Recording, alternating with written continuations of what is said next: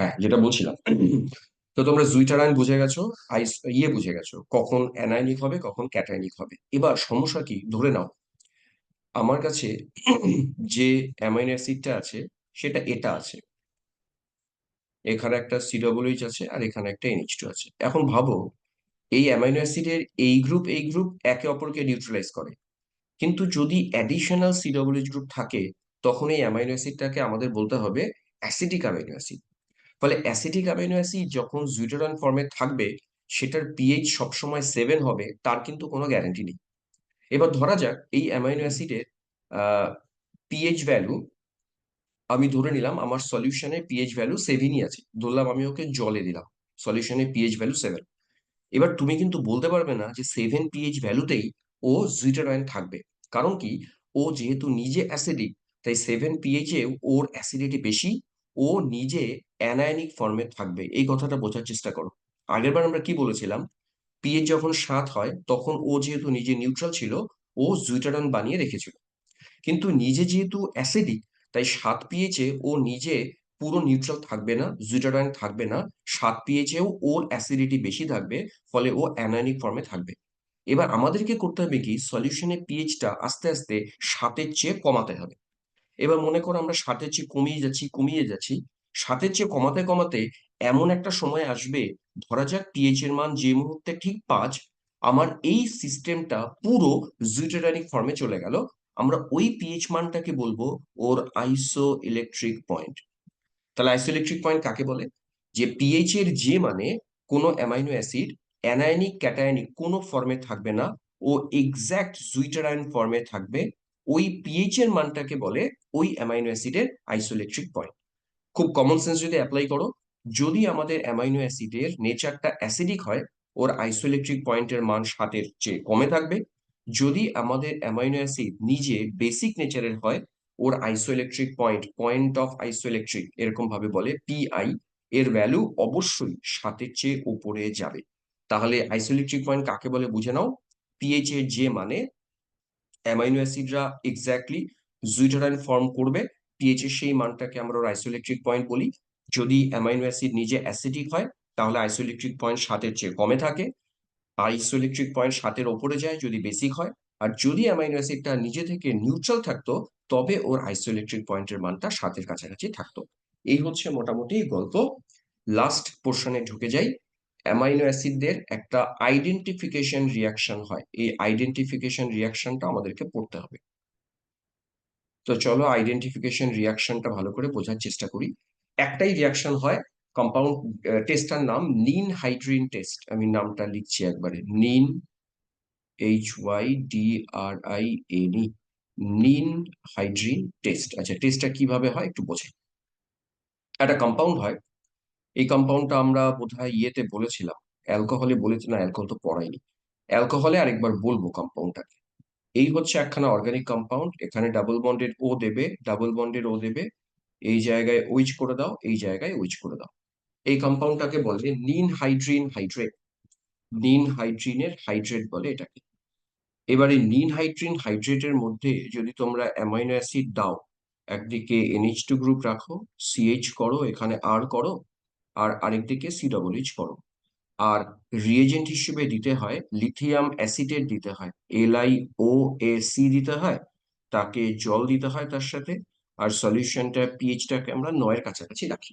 তো এই হচ্ছে আমাদের সিম্পল অ্যামাইনো অ্যাসিডের সাথে নিন হাইড্রিন হাইড্রেট দিলাম। ক্লাস নিচ্ছে তো বেরিয়ে ফোন করছে, ক্লাসে আছে তো বেরিয়ে ফোন করছে। হ্যাঁ, যেটা বলছিলাম, তো নিন হাইড্রিন হাইড্রেটের সাথে অ্যামাইনো অ্যাসিড দিলে আমরা একটা ব্লুইশ ভায়োলেট কালারেশন পাবো, ব্লুইশ ভায়োলেট। এবার কেন ব্লুইশ ভায়োলেট পাই, একটা জটিল কমপ্লেক্স হয়, সেই কমপ্লেক্সটা স্ট্রাকচারটা পড়বে। যদি শর্টকাট বুদ্ধি শেখো, তোমরা নিন হাইড্রিনকে দুবার উল্টে লিখবে, এই হচ্ছে একখানা নিন হাইড্রিন, আরেকখানা নিন হাইড্রিনকে ঠিক উল্টে লিখতে বলছি, এই যে এইরকম ভাবে দুটো নিন হাইড্রিনকে উল্টে লিখবে। আর এদেরকে নাইট্রোজেন দিয়ে যুক্ত করে দাও, একদিকে ডাবল বন্ড করবে একদিকে সিঙ্গেল বন্ড করবে। আর যেদিকে ডাবল বন্ড করব সেদিকে এখানেও ডাবল বন্ডেড ও এখানেও ডাবল বন্ডেড ও। আর যেদিকে সিঙ্গেল বন্ড করবে সেদিকে একদিকে ও করবে আরেকদিকে এনল বানাবে। এনল মানে ও মাইনাস আর লিথিয়াম প্লাস। এই যে কমপ্লেক্সটা তৈরি হয়, এরই রং ব্লুইশ ভায়োলেট। এটাই অ্যামাইনো অ্যাসিডের টেস্ট। যারা অ্যামাইনো অ্যাসিড তারা নিম হাইড্রিন হাইড্রেটের সাথে এরকম একটা ব্লুইশ ভায়োলেট একটা যৌগ তৈরি করে। এটা ওর আইডেন্টিফিকেশন টেস্ট। আর কিছু লাগে না এখান থেকে। লাস্ট যেটা স্যার এটার দরকার, নাম কি? হ্যাঁ, কমপ্লেক্সটার কোনো নাম নেই। হ্যাঁ, কমপ্লেক্সটাকে আমরা সিম্পল কমপ্লেক্সই বলি, ব্লুইশ ভায়োলেট কমপ্লেক্স। এটাকে বলে নিম হাইড্রিন অ্যামাইনো অ্যাসিড কমপ্লেক্স। আর এমনি কোনো নাম নেই। আচ্ছা, নেক্সট আমরা চলে যাব লাস্ট পার্ট, সেটাকে বলে পেপটাইড লিঙ্কেজ। খুব ইম্পর্টেন্ট। পেপটাইড লিঙ্কেজও বলে, পেপটাইড বন্ডও বলে। জিনিসটা কি, একটা এক্সাম্পল দিয়ে শুরু করি। মনে করা যাক গ্লাইকোসাইডিকের মতোই এদিকে একখানা অ্যামাইনো অ্যাসিড লেখো, এদিকে সিএইচ লিখলাম, এখানে আমি চলো হাইড্রোজেনই লিখি। আর এদিকে কার্বক্সিলিক অ্যাসিড গ্রুপটাকে ভেঙে লিখলাম, C double H R OH কে ভেঙে লিখলাম। তো এটা যেহেতু হাইড্রোজেন লিখে দিয়েছি, তাহলে এই অ্যামাইনো অ্যাসিডটার নামও আমরা জানি। এই অ্যামাইনো অ্যাসিডটাকে আমরা বলবো গ্লাইসিন। এবার গ্লাইসিনের সাথে আরেক দিকে আরেকখানা অ্যামাইনো অ্যাসিড, তোমরা আবার লেখাটার টেকনিকটা দেখো কিভাবে লিখছি। এই জায়গায় একখানা সিএস3 করে দিলাম, আর এইদিকে আবার সি ডবল এইচ যেভাবে আছে সেভাবে রাখলাম। পেপটাইড বন্ধন মানে দুটো অ্যামাইনো অ্যাসিডের মাঝখান থেকে যদি আমরা 1 মোল বেছে বেছে জল বের করতে পারি, মানে এই যে এই ওএইচ আর এখান থেকে এইচ মিলে 1 মোল তুমি জলকে বের করবে। তো 1 মোল জলকে বের করলে যেটা স্ট্রাকচার হয় সেটা দেখতে এরকম হয়। এদিকে NH2 থাকছে, সিএইচ, এখানে হাইড্রোজেন থাক, এই জায়গায় ডাবল বন্ডেড ও করবে, জল বেরিয়ে গেছে, তাহলে এখানে পড়ে থাকবে NH। বাকিটা যেমন আছে, সিএইচ এর এইদিকে একটা CH3 করে দাও, আর এইদিকে সি ডাবল এইচ যেমন আছে আছে। এই যে বন্ডটা CONH, ভালো করে বুঝবে, বন্ডটাকে আলাদা করে লিখছি আমি। একটা হাত ফাঁকা রাখবে, সি ডাবল বন্ডেড ও করবে, আর NH এর একটা হাত ফাঁকা রাখবে। এই লিঙ্কেজটাকেই বলে পেপটাইড লিঙ্কেজ। এটা অনেকটা অ্যামাইডের মতন, কিন্তু অ্যামাইড আমরা বলতে পারি না। অ্যামাইড হলে সাধারণত এরকম হতো, সি ডাবল বন্ডেড ও হতো, আর এটা NH2ই হতো। এটাকে বলে অ্যামাইড। এ পার্থক্য, এটা NH2 না, এটা শুধুমাত্র NH হয়ে গেছে, এই জন্য পেপটাইড লিঙ্কেজ। এই পেপটাইড লিঙ্কেজটা দুজনের মধ্যে হয়েছে, একটা গ্লাইসিনের সাথে, এইদিকে যেটা নিয়েছিলাম এটা অ্যালানিন। আমরা এই পেপটাইডকে ওই জন্য নাম দেব ডাই পেপটাইড। এরকম ভাবে ট্রাইপেপটাইডও হতে পারে, টেট্রাপেপটাইড হতে পারে, অনেক কিছু হতে পারে। প্রোটিনে এরকম পেপটাইড লিঙ্কেজ অসংখ্য থাকে, ওই জন্য প্রোটিনকে অ্যামাইনো অ্যাসিডের পলিমার বলে। তো যাই হোক, এই হচ্ছে আমাদের ডাইপেপটাইড। এই ডাইপেপটাইডের নামটা এইভাবে হয়, বাদিকে যে অ্যামাইনো অ্যাসিড থাকে, যেমন গ্লাইসিন আছে, গ্লাইসিনের সিন কথাটা নেব না, গ্লাইসিনের শুধুমাত্র গ্লাই কথাটা নেব। তো গ্লাই নিলাম, আর লাস্টেরটা দিয়ে নাম শেষ হবে, তাহলে এটাকে বলা হয় গ্লাইসাইল, মানে সাইল দিয়ে নামটা জুড়তে থাকে। তাহলে এর নাম হবে গ্লাইসাইল, CYL। আর যেটা দিয়ে শেষ হয়েছে ওটা সিম্পলি অ্যালানিন, এর নাম হবে গ্লাইসাইল অ্যালানিন। সংক্ষেপে যদি লিখি, গ্লাইসিন থেকে GLY, অ্যালানিন থেকে ALA, এটাকে বলে গ্লাই অ্যালা ডাইপেপটাইড।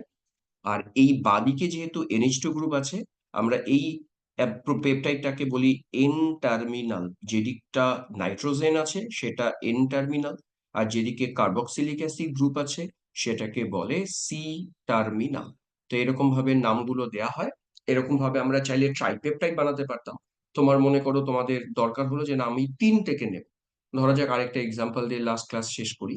উম ধরা যাক NH আছে, এখানে CH, এখানে হাইড্রোজেন দিলাম, সি ডাবল বন্ডেড ও করলাম, ওইচ করলাম, এর সাথে হাইড্রোজেন NH, আবার একটা CH, এর নিচে একটা CH3 করে দাও, এইদিকে একটা সি ডাবল বন্ডেড ও ওইচ করো। তো গ্লাইসিনের পাশে অ্যালানিন নিলাম, তার সাথে ধরা যাক আরেকটা ফিনাইল অ্যালানিন নাও, তাহলে এই জায়গায় NH থাকছে, এখানে CH এর পরে নিচে করে দাও PH CH2, মানে আঁকাটা উল্টো হয়ে গেল আমার, এটা হওয়া উচিত ছিল CH2PH হওয়া উচিত ছিল। আর এই দিকটায় একই রকম ভাবে COOH। তো এখানে যেটা বলতে চাইছিলাম, এটা আমাদের গ্লাইসিন, এটা অ্যালানিন, এটা ফিনাইল অ্যালানিন। এখানে আমরা দুখানা পেপটাইড বসাবো, এই একটা পেপটাইড, এই একটা পেপটাইড। তবে একে ডাইপেপটাইড বলা যাবে না, এর নাম কিন্তু ট্রাইপেপটাইড, কারণ 3খানা প্রোটিন জুড়েছে, ওই জন্য ট্রাইপেপটাইড। এর নাম হবে এভাবে, প্রথমটা গ্লাইসাইড, GLYCYL, তারপর একটা অ্যালানিন দিয়ে আর শেষ করবো না, কারণ পেপটাইড চেনটা শেষ হয়নি।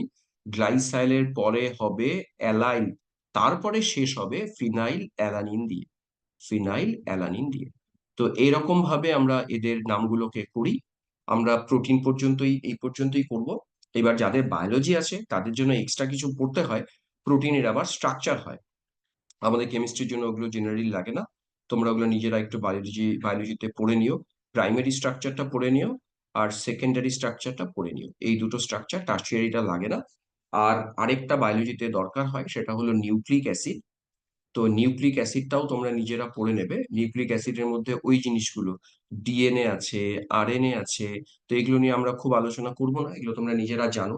ডিএনএ তে কোনটা থাকে, আরএনএ তে কোনটা থাকে, ওই যে নাইট্রোজেন কন্টেনিং যে বেস গুলো হয়, ওই বেস গুলোর কোনটা ডিএনএ কোনটা আরএনএ তে প্রেজেন্ট, এগুলো আমার ধারণা যারা বায়োলজি পড়ে তারা জানে।